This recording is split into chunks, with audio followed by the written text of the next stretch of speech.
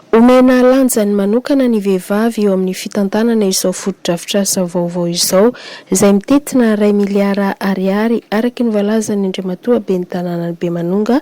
Presque ireo olo mitazona kiosque reo dia vehivavy ny 80%.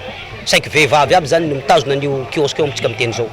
Ka everiko zany fa ary ny taleny fanamby amin'izao fotoana zao moa tsara fatantsika fa vehivavy.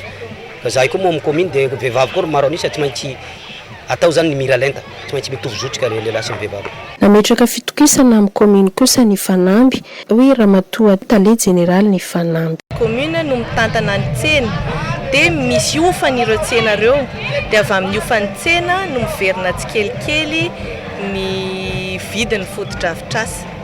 Satria izy io misy partie subvention dia misy partie izay nomen'ny entreprise sociale. Manaporofo ny asa ho ihany ity tompony andraikitra ity ny zavatra ataony association Sahanala.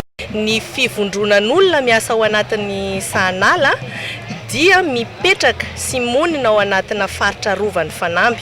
Ny Fanamby miaro ny tontolo iainana, manome hevitra hoe zao no mety tetikasa, mety ampiroboroboana an'ity faritra ity, fa ny Sahanala no mitondra ny traikefa ara-teknika, araka resaka marketing, araka fahaiza-manao amin'ny resaka famarotam-bokatra.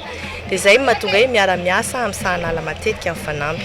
Ankoatry ny asa fiarovana dia eo ihany koa ny asa fanadiovana izay iraisan'ny rehetra manodidina ny Allée de Baobab.